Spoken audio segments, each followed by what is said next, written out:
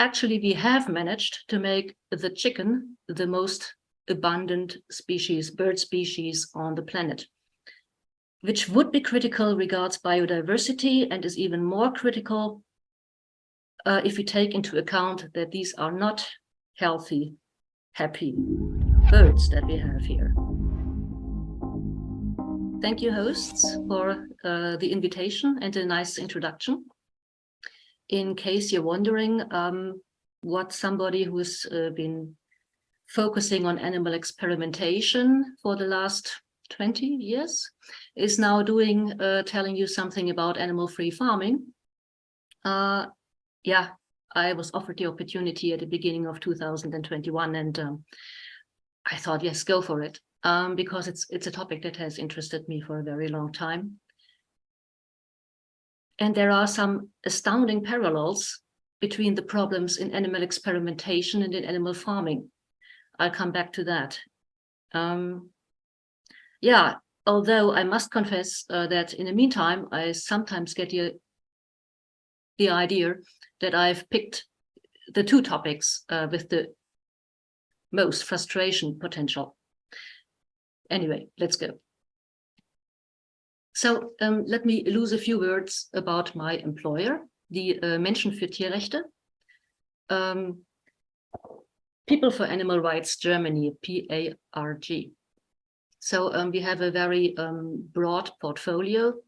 One is political work. Our boss is very well, has a very good network also with politicians. Then maybe you know in vitro jobs, where my colleague Dr. Hohensee is posting the latest animal-free methods and developments.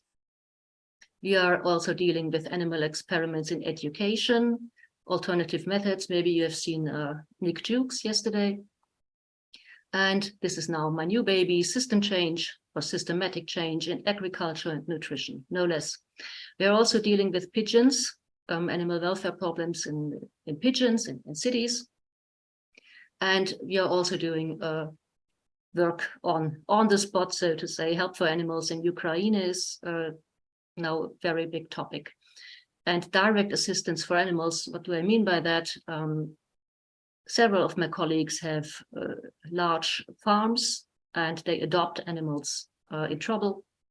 And two of my colleagues are taking care of rats and caring for them and rehoming them if possible. So see, we have a lot to do.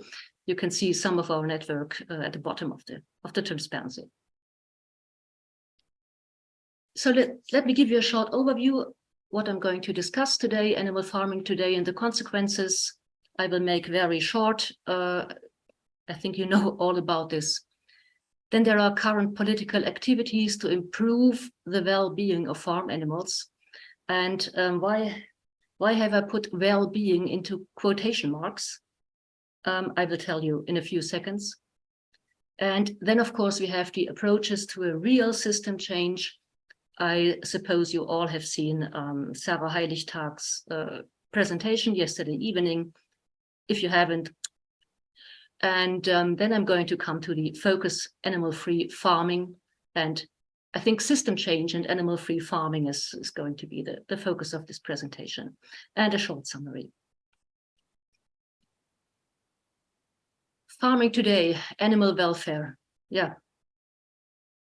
And I've read a lot, when I got started in this topic, I read a lot of opinions. What about animal welfare and farming? It should be a no-brainer. I mean, all you have to do is look. And livestock, I have heard this argumentation over and over again. The cows, they give 30 liters of milk a day, so they have to be all right. Otherwise, they wouldn't do that. But they are bred for this high performance. The chickens are bred for 320 something eggs a year. They cannot stop this. Even if it's completely ruining their organism and their metabolism, they can do nothing about it. And a farmer told me, I cannot possibly physically give my cows the nutrition that they would need to produce this amount of milk. And you can see that the best milking cows, dairy cows, they're completely emaciated. And I also learned that still, you must say, animals are suffering regularly from so-called occupational diseases, Berufskrankheiten in German, that are very typical. Mastitis in the cow, infections of the ovaries, ovary tracts in layer hens, bone diseases in quickly growing chickens. They are so very typical, and it shouldn't happen.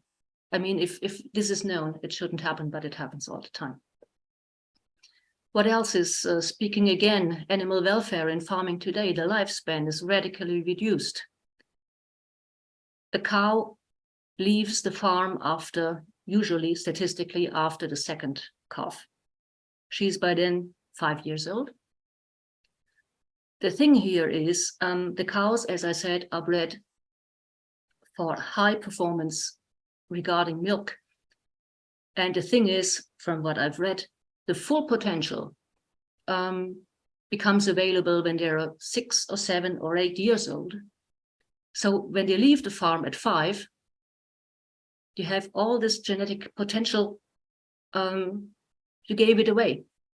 On the other hand, you must say, if the cows are already so sick with the milk they're producing, it's probably a blessing for them if they don't get older. I'm sorry if I'm sounding cynical here. And we have all followed the discussion about the specialization in chickens. They're either laying or for meat production. They cannot do both. An organism can only do so much. A metabolism can only do so much. So the males of the layer hens are wasted, destroyed. I'm sorry, that is the wording. There is a legislation that wanted to abolish this, and actually for a few days I felt better, but not for long, because I hear that now the chicks, they are exported to Poland, wherever. And so they're not only destroyed, but they have a long transport in front of them. So the basic feeling that I have is there are no improvements possible in this system. If you try to solve one problem, you get the next. And of course, something that has been bothering me for a long time, that these animals, these breeds, are named as if they were factory products. No respect. They're not names, they're not breeds, they're brand names. Big Six by BUT, British United Turkey. And it's dehumanizing. It's inviting to treat these animals like they were products. So biodiversity. You have followed this by the Stockholm Institute. It was introduced by them. They have identified 9 planetary boundaries. I looked it up in November 2022, and we are already in the unsafe zone in 6 of them, albeit one of them is particles in the atmosphere, and there are no data. So it might very well be that we are already in 7 unsafe zones and not just in 6, because simply for this particular boundary, there are no data. I was very interested to read in an older paper by Baon, PNAS, Proceedings of the National Academic Society, how the biomass on Earth is distributed in this particular year. And if you take a look, the biomass of livestock, our livestock and humans, far outweighs the biomass of wild mammals and birds. So that there is a certain problem with biodiversity is basically a no-brainer. And actually we have managed to make the chicken the most abundant species, bird species on the planet. which would be critical regards biodiversity and is even more critical if we take into account that these are not healthy, happy birds that we have here. And I've made a note for myself to give you a book tip. It's a great book, The Sixth Extinction by Elizabeth Colbert. And if you have not felt adequately depressed recently, this is just the stuff to give the troops. Climate, I don't have to tell you this. Modern agriculture is responsible, depending on the source, 30% or 40% of emitted greenhouse gases, GHG. It uses 70% of our fresh water. And what it doesn't use, it's polluting the nitrate. And I'll come back to the issue of fertilizer, chemical fertilizers in a few moments, because it's a very interesting topic. 27% of measurements in Germany are above the limit. I have to say it's these 27% were taken in areas that are relying heavily on agriculture. And what's more, as the FAO tells us, there's going to be an increase in demand for livestock products by 70% in the quite near future. So farming today, are the people happy? Are at least the people happy with all this? No, they're not. Consumers suffer from overweight, adipositas, diabetes, all kinds of diseases that come from unhealthy eating, overeating. And I was shocked to hear that actually farmers have the highest suicide rate of all professions. I had understood it would be veterinarians. It's a huge problem, but it's actually farmers. And I don't know if Sarah is in the audience. I want to say I really enjoyed your talk yesterday. And you mentioned that you have saved more than 10,000 animals with your work, but you have, or I missed it, I don't know, you forgot to say how many farmers you have saved economically, mentally, or literally. And of course, all of us are paying for the hidden costs. So it's our health, it's our wallets, it's our mental health that is suffering. And antibiotic resistance, I cannot start on that, but it's a huge problem. So of course, there are many activities to improve the system. So information of the consumer works wonderfully. Whenever you ask consumers, oh, we hardly ever eat meat. We only buy organic meats. Everybody is eating very little meat and is eating only organic meat. And I wonder who is buying the cheap stuff. Somebody must be buying the cheap stuff. And it must always be the people who are not surveyed. Okay, so you have protests, in Berlin. We have different labelings. The trade has different brands, have their own labeling, which can get very confusing. Now we have a new labeling for fresh meat, fresh pork. That will, I think, add to the confusion and not really help much. And with regards to the dual-use chickens, so I've talked about this, the specialization in layer hens and meat-producing chickens. And now they're so proud. They're breeding new chickens who can do both. And I'm always wondering if this is an alternative reality, because when you look at all the old breeds, those were dual-use chickens. We don't need to breed them, we have them. And of course, more space, let me come to this, provide the animals with more space. The new legislation in Germany is on its way. And this is now for a special weight group. Actually, the pigs are going to have 12.5% more space than they were recorded before. And I'm wondering if this would really make a difference. It probably will cost a lot of money. It causes a lot of uproar. Everybody feels they've done something, but does it serve the pigs in any way? Do these 12.5% make any difference at all?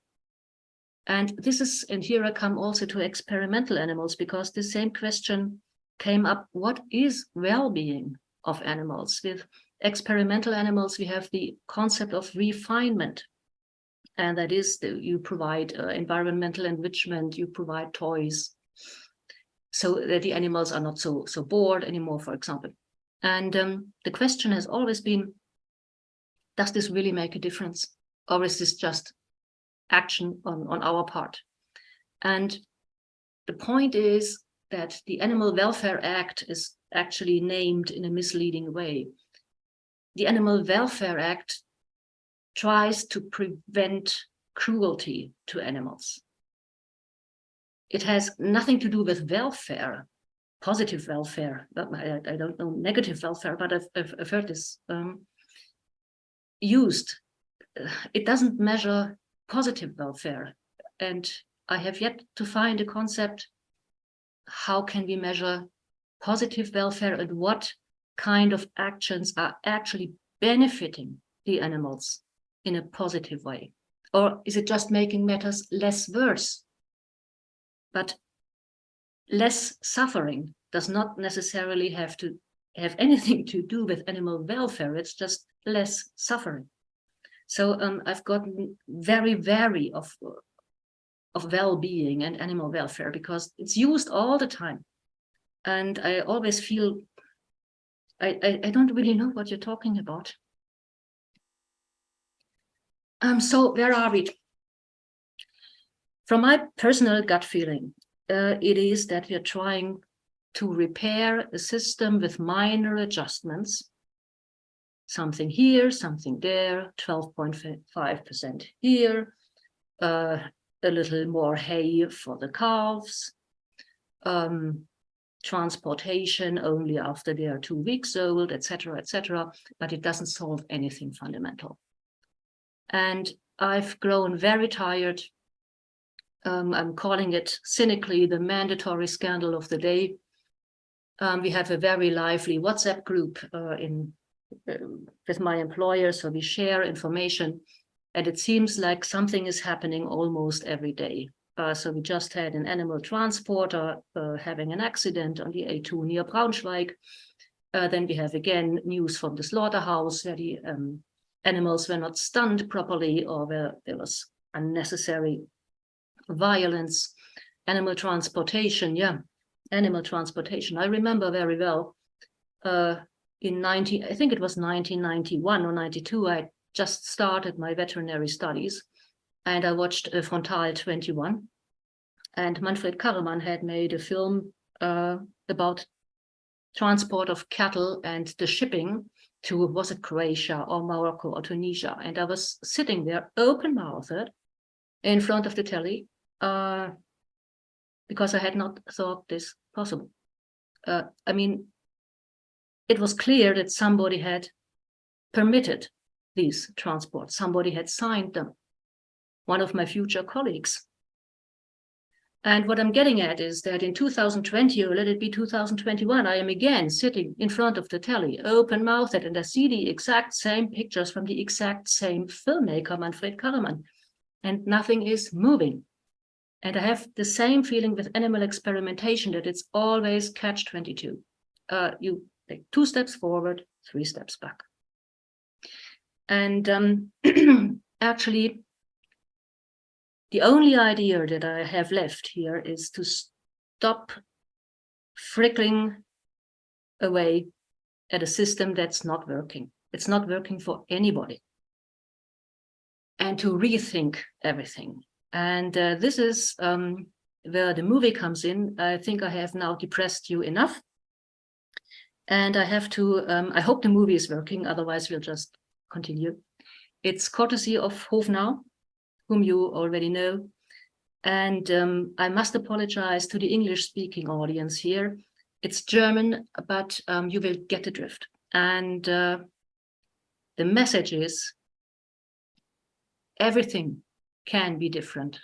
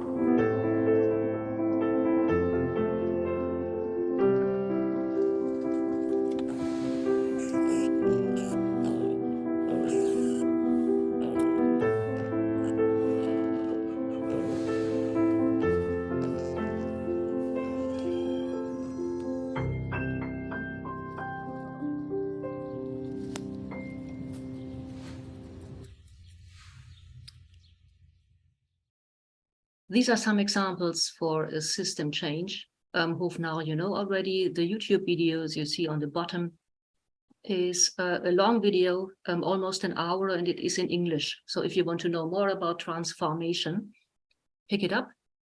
I am very happy to say that transformation from Switzerland has now spread into Germany. It's transformation minus Deutschland, you see here. And we are watching them very closely, and we are wishing them all the best of luck. The Ausstieg minus Tierhaltung, this is ours. I'm sorry, it's also German only. And our idea was to collect options for farmers who are having doubts and who do not want to continue animal-based farming, and to give them ideas. So to provide them with more options than continue, just close your eyes. Yeah, just count the years until you can retire and continue no matter what, or give up the entire enterprise. And we don't want that to happen. We want farmers, and we need farmers, and to give them ideas what they might do with the infrastructure, with their farm. And I have here mentioned biozyklisch vegan, and this is a very interesting thing. They're not at this conference today, and this is why I want to lose a few words. This is something that Mr. Lennart has just mentioned. How do we convince people? So we have farmers producing vegan products, vegetarian products, but production is one thing, somebody has to buy it. What do we do if people don't want it? So this would be a dead end. We all remember, I think, the Veggie Day disaster in 2013, when the Green Party suggested a Veggie Thursday. And I remember very well thinking, what a great idea. It might, broaden your perspective and give cooks new ideas. And give consumers new ideas, but the Green Party is still trying to recover from this because all of a sudden they were in the eye of the hurricane, and I still do not understand this kind of reaction, but obviously they have touched more than one nerve with that one. There's a recent study from Switzerland where they made a survey what is important for consumers when they buy food, and big surprise, it's taste. It's as banal as that. People do not buy stuff they don't like. So I very much agree with what the speaker before me said. It's very difficult. We must, but I'm very skeptical. I don't know if we can get people to fundamentally change the way they eat. And I'm very grateful to the lovely French chef that spoke yesterday. I think it was at 11:40. Food is a very intimate, highly personal thing. She even said it's holy, okay, sacred, holy, but there is something in that. And Italy has issued a legislative draft in May, I think it was, or was it in March, to ban cellular meat in their country. No production, no import, nothing. They don't want it in their country. And they don't care what the European Commission says. Let's see how this works out, but it is the case. People are highly conservative regards their food. And I don't think there's any point in force feeding them. So we have to create an intrinsic motivation, but it's probably what Mr. Leonard said, patience. It's so difficult sometimes. Okay, vegan farming, this is very important. I know I'm already over time a bit, I'll hurry up. Vegan farming, what is vegan farming? Cem Özdemir, my vegetables need meat. He said that, I have the citation. And no. And you can stun every friendly host or restaurant owner with this question: are these vegetables vegan? No, they're made from dead cats. Of course they're vegan, but are they? And this brings me to biocyclic vegan farming. Vegan farming, that is farming and fertilizing without the slightest help of animal components. So no manure, no blood meal, no bone meal, nothing, just plants. And of course, they're not only doing that, but they have a very lively research going by Dr. Johannes Eisenbach, who is exploring how compost from plant materials must be treated to provide the optimal fertilizer. And the point is that the soil fertility has suffered a lot due to agricultural methods, and to heal the soil, rebuild the soil. And if our vision should come true, we are going to have a lot less livestock and a lot less manure. And we cannot do it all with chemical fertilizer. So we have to think of something. I'll skip the water soluble nutrients. It's going to go too far if I explain this, but it's really, really fascinating. And what I find even more fascinating is how little we know about the soil, about the interactions between plant roots, and the communication between the microflora and the fauna. So let me just point your attention to this sign. Since 2021, biocyclic vegan can be certified. Watch out for this symbol to have really, really vegan food. No animals anywhere. And if you want to see Dr. Eisenbach, the YouTube is at the bottom. It's again only German. We really have to do something, subtitles. I'm happy to help. My personal view, would I want a world totally without cows and pigs and chickens? This is my personal view. I wouldn't. We should have them as reminders and for educational purposes, so that children learn how wonderful they really are. And I think people need animals. I mean, we have domesticated them, but they have also domesticated us. And this may be controversial, but the old breeds, they are also part of our cultural heritage. And if we could create a world where they are not exploited, I would not mind having animals for these purposes. So, summary, we have created a deeply broken system, and everybody's unhappy and or unhealthy.